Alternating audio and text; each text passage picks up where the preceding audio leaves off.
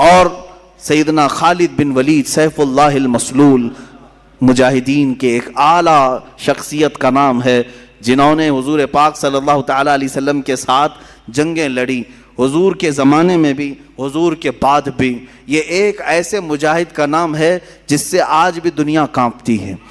آج بھی دنیا کانپتی ہے۔ لوگ چاہتے ہیں کہ خالد بن ولید کے اوراق کو بند کر کے رکھیں، کبھی نہ اٹھائیں، ان کا مطالعہ نہ کیا جائے، ان کی سیرت نہ پڑھی جائے، اس لیے کہ معلوم ہے اچھوں کی سیرت پڑھنے کے بعد اثر ضرور آتا ہے، اثر ضرور آتا ہے۔ خالد بن ولید رضی اللہ تعالیٰ عنہ وہ مجاہد صحابی جن کو اللہ کے رسول نے سیف اللہ کہا ہے، یہ اللہ کی لٹکتی ہوئی تلوار ہے۔ انہوں نے اپنی زندگی میں 125 جنگوں میں شرکت کی، 125 جنگوں میں شرکت کی، اور آپ کو ایک بات بتاؤں،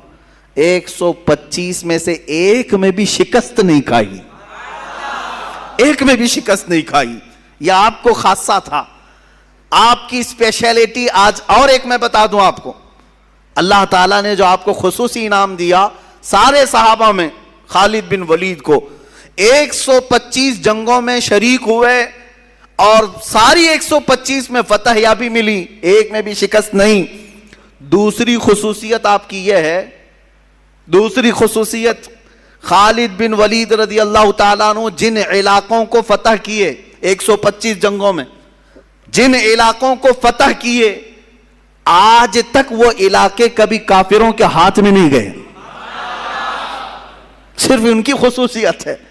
بعض علاقے ایسے ہیں جن کو مجاہدین نے فتح کیا، 100 سال 200 سال کے بعد پھر دوسروں نے ان پر قبضہ کر لیا ہے۔ ایسے کچھ حالات ہوئے ہیں، اور کچھ مقامات ایسے ہیں کہ جیسے مثال کے طور پر ترکی میں کئی مرتبہ ایسے حالات آئے، مصر میں ایسے حالات آئے، اور افریقہ میں کبھی کئی مرتبہ ایسے حالات آئے کہ جہاں مجاہدین اسلام نے ان کو فتح کر کے اسلام میں داخل تو کیا، حالات زمانہ کے بعد جیسے بغداد میں ہوا،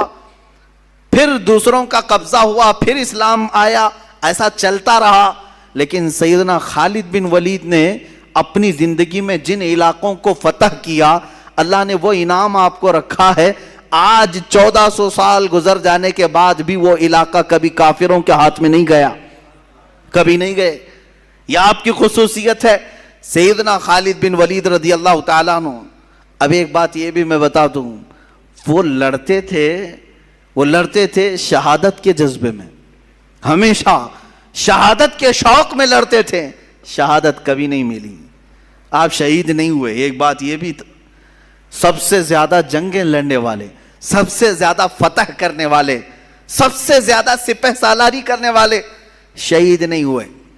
شہید نہیں ہوئے۔ حضرت خالد فرماتے ہیں میرے جسم میں، پورے جسم میں ایک بالشت جگہ بھی باقی نہیں جہاں تیر نہ لگا ہو،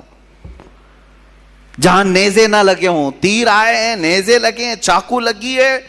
پورے جسم کی بات حضرت خالد فرماتے ہیں ایک بالشت جگہ بھی باقی نہیں ہے کہ جس میں تیر نہ لگا ہو، پورے حصے میں تیر لگے ہوئے ہیں، پورے بدن میں۔ حضرت خالد فرماتے ہیں ہر تیر کے بعد میری تمنا ہوتی کہ میں جام شہادت نوش کروں، لیکن نہیں۔ جب آپ کی آخری عمر ہوئی اور آپ بستر پر آرام فرماتے،